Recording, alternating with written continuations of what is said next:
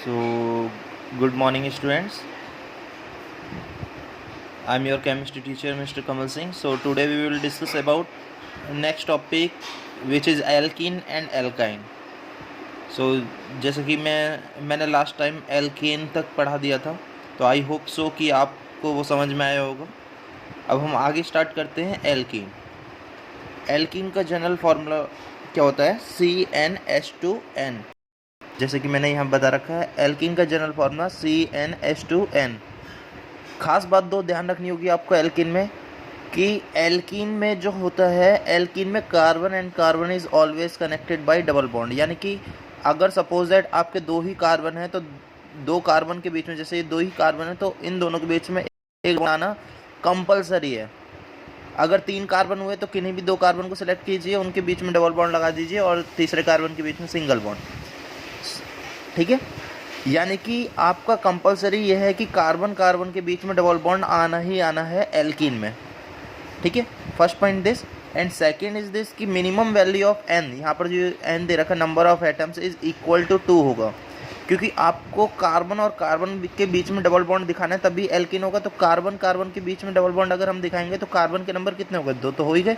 तो minimum number is equal to 2 for alkene. Alkene हमेशा 2 से ही स्टार्ट होता है। तो if we put n equal to 2 in this formula, तो C2H4 आएगा। C2 को क्या कहते हैं? दो कार्बन को एथ लिख दिया, है ना। और ये आया किसके जनरल फॉर्मूले से? एल्कीन से। तो एल का नाम तो एथ हो गया, लास्ट में आया क्या? ईन, तो एथीन हो गया। ठीक है स्टूडेंट्स, अब n इक्वल टू अगर हम 3 रखें तो C3H6 हो जाएगा। C3 को क्या कहते हैं? प्रॉप। आया किसके जनरल फॉर्मूले से? एल्कीन से, तो ईन लगा दिया लास्ट में। ठीक है, तो ये हो गया। हम आते हैं बॉन्डिंग स्ट्रक्चर पे, कि बॉन्ड कैसे लगाना है, इसका स्ट्रक्चर कैसे बनेगा। हम डबल बॉन्ड बनाने को कहते हैं कि प्रूफ करो कि ये एल्कीन है, तो डबल बॉन्ड दिखाना पड़ेगा हमें। तो डबल बॉन्ड के लिए दिखाने के लिए हम क्या बनाएंगे? Bonding structure. इससे मोस्ट प्रॉब्ली एक क्वेश्चन आता है ये बॉन्डिंग स्ट्रक्चर बनाने का। ठीक है, तो हम देखते हैं। हमारे पास सबसे पहले जब हमें बॉन्डिंग स्ट्रक्चर बनाना होता है, तो हम देखते हैं कि सबसे कम नंबर ऑफ एटम्स कौन से हैं। तो कार्बन है भाई, इस कंपाउंड में कार्बन सबसे कम है, 4 हाइड्रोजन है, 2 कार्बन। तो सबसे पहले जिसके नंबर सबसे कम होंगे एटम्स के, वो हम बीच में लिख लेंगे। जैसे 2 कार्बन है तो दोनों कार्बनों को बीच में लिख लिया। ठीक है, अब हमें पता है कि एल्कीन में कार्बन कार्बन के बीच में डबल बॉन्ड होता है, तो 2 कार्बन ही है हमारे पास, इनके बीच में डबल बॉन्ड लगाइए। जैसे कि देखिए, ये कार्बन कार्बन के बीच में हमने डबल बॉन्ड लगाया। ठीक है, अब आपको पता है कि कार्बन के आउटर में सेल में 4 इलेक्ट्रॉन। ठीक है, कार्बन के आउटर में सेल में 4 इलेक्ट्रॉन। देखिए 4 इलेक्ट्रॉन इसके पास होते ही है आउटर में सेल में। इस बॉन्ड का मतलब होता है, सिंगल बॉन्ड का मतलब कि एक इलेक्ट्रॉन इधर होता है, एक इलेक्ट्रॉन इधर होता है। ठीक है, ऐसे दूसरे बॉन्ड में भी एक इलेक्ट्रॉन इधर है, एक इलेक्ट्रॉन इधर। तो 4 में से ये 4 इलेक्ट्रॉन तो इसके पास ये रहे, एक ये रहा, एक ये रहा। कार्बन के जो 4 इलेक्ट्रॉन होते हैं आउटर में सेल में ये रहे, 1 2 3 4। ठीक है, एक बॉन्ड इलेक्ट्रॉन यहाँ होगा। तो maximum number of electrons in one bond, single bond, maximum number of electron in single bond is 2। तो एक बॉन्ड पे 2 हैं, तो 2 पर कितने हो जाएंगे? 4। एक बॉन्ड पे 2 होते हैं, ये 2 हैं, यहाँ पर भी 2 हैं, यहाँ पर भी 2 हैं। तो कार्बन के पास 4 इलेक्ट्रॉन तो थे ही, ये रहे 1 2 3 4। अब इसने शेयरिंग करी है, यानी कि इससे लिए भी हैं और इससे दिए भी हैं। तो इस कार्बन से ये 2 लिए हैं, इधर से 2 बॉन्ड बना के, तो 2 इस बॉन्ड से लिए तो 6 हो गए। 4 तो इसके पास ये थे ही, 2 इधर से लिए, ये बॉन्ड में दिख रहे हैं, तो 6। और एक एक हाइड्रोजन से लिया, तो इसकी ऑक्टेट कंप्लीट हो गई, 8 हो गए इस कार्बन के पास। ऐसे इस कार्बन के पास 4 इसके पास होते हैं। देखिए ये रहे 4, 1 2 3 4, 4 इसके हो गए। 2 इधर से लिए हैं अब इसने, जैसे इस कार्बन ने इसे दिए तो इसके भी, इसने भी इसे दिए होंगे, तो 6 हो गए। और एक एक हाइड्रोजन से लिया, ये लो 8 हो गए। ठीक है, ऐसे हाइड्रोजन के आउटर सेल में 1 होता है, हाइड्रोजन 2 इलेक्ट्रॉन में स्टेबल हो जाता है, तो एक इसके पास सही, एक इस कार्बन से लिया है, तो इसकी डुप्लेट कंप्लीट हो गई। ठीक है, तो देखिए सबकी ऑक्टेट और डुप्लेट कंप्लीट, तो ऐसे बॉन्डिंग स्ट्रक्चर। जैसे देखिए मैं आपको C3H6 का दोबारा बना के दिखाता हूँ, प्रोपीन का बना के दिखाता हूँ। ठीक है, इफ भी अगर हम प्रोपीन का बनाएं तो C3H6 होता है कितने का? सबसे मिनिमम नंबर ऑफ एटम्स के कौन से? कार्बन के। तो कार्बन ड्रॉ करिए सबसे पहले। हमें पता है एल्कीन में किन्हीं भी 2 कार्बन के बीच में डबल बॉन्ड होना ही होना चाहिए। अब हमने एक जगह पे डबल बॉन्ड लगा दी, तो दूसरे वाले में सिंगल बॉन्ड ही लगेगा। ठीक है, अब आपको पता है कार्बन के आउटर सेल में 4 इलेक्ट्रॉन होते ही हैं, 4 इलेक्ट्रॉन इसके पास है। एक बॉन्ड बनाया तो इधर से एक इलेक्ट्रॉन लिया होगा 5, अब 3 इलेक्ट्रॉन और चाहिए, तो जितने इलेक्ट्रॉन चाहिए होते हैं उतने ही हाइड्रोजन जोड़ देते हैं हम हमेशा स्ट्रक्चर बनाने के लिए, अगर हाइड्रोकार्बन का कोई भी स्ट्रक्चर है।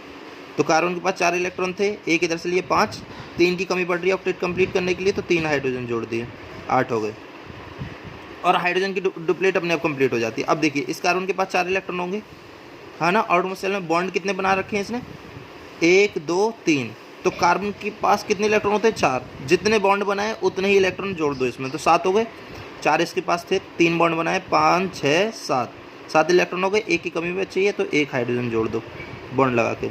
अब इस कार्बन पे आ जाओ, कार्बन के पास 4 इलेक्ट्रॉन होते हैं, 4, 2 बॉन्ड बनाए तो 6 इलेक्ट्रॉन हो गए, जितने बॉन्ड बनाए उतने ही इलेक्ट्रॉन जोड़ दो आप उसकी आउटमोस्ट शेल में, तो 4 इसके पास होते हैं, 2 बॉन्ड बना लिए 6 हो गए, 2 की कमी है तो 2 हाइड्रोजन जोड़ दो, तो देखो C3H 1 2 3 4 5 6 हाइड्रोजन है, 3 कार्बन है, बन गया प्रोपीन। ऐसे ही बनाने होते हैं बॉन्डिंग स्ट्रक्चर, ठीक है। अगर आपसे C4H8 का कह दे तो देखिए किन्हीं भी 2 कार्बन के बीच में डबल बॉन्ड लगा लीजिए, बाकी सिंगल बॉन्ड। अब देखिए फिर से बनाते हैं, 4 इलेक्ट्रॉन इसकी आउटमोस्ट शेल में होते हैं, एक बॉन्ड बनाए 5 हो गए, 3 की कमी है, 3 हाइड्रोजन जोड़ दो। इस कार्बन पे आओ, कार्बन के पास 4 इलेक्ट्रॉन, 2 बॉन्ड बना रखे हैं, 6 7 8। इस कार्बन पे आइए, 4 इलेक्ट्रॉन इसकी आउटमोस्ट शेल में होते हैं, 3 बॉन्ड बना रखे हैं, 7 हो गए, एक हाइड्रोजन जोड़ दीजिए, 8। कार्बन की आउटमोस्ट शेल में 4 इलेक्ट्रॉन, 2 बॉन्ड बना रखे हैं, 6 हो गए, 7 8, तो ये ब्यूटेन का हो गया, ठीक है। इससे आगे क्या आप खुद बनाएंगे। अब हम चलते हैं नेक्स्ट टॉपिक पे, आई होप सो समझ में आ गया होगा। अब आते हैं एल्काइन पे। एल्काइन क्या होता है, एल्काइन का जनरल फार्मूला क्या होता है, एल्काइन का जनरल फार्मूला CnH2n-2, ठीक है। इसमें भी वही कंडीशन है कि carbon and carbon is always connected by triple bond, तो 3 बॉन्ड होने चाहिए कार्बन कार्बन के बीच में, और 2 कार्बन यहाँ पे मिनिमम आ रहे हैं, तो minimum value of n is equal to 2। अगर हम मैं n बराबर 2 रखूँ तो फार्मूला क्या बनेगा, C2H2, ठीक है। तो इसका नाम पूछे तो 2 कार्बन को क्या कहते हैं, एथ, आया किसके जनरल फॉर्मूले से, आइन से, एल्काइन से, तो लास्ट में YN ही लगा दीजिए, ठीक है। अब देखिए बनाइए इसका बॉन्डिंग स्ट्रक्चर। तो कार्बन कार्बन सबसे पहले मैंने ड्रॉ करा, तो 2 कार्बन है, दोनों के बीच में ट्रिपल बॉन्ड लगा दिए, तो कार्बन की आउटमोस्ट शेल में 4 इलेक्ट्रॉन, 3 बॉन्ड बना रखे 7, तो एक की कमी है, एक हाइड्रोजन मैंने इधर जोड़ दिया, 8 हो गए। ऐसी सेम स्टेज इधर।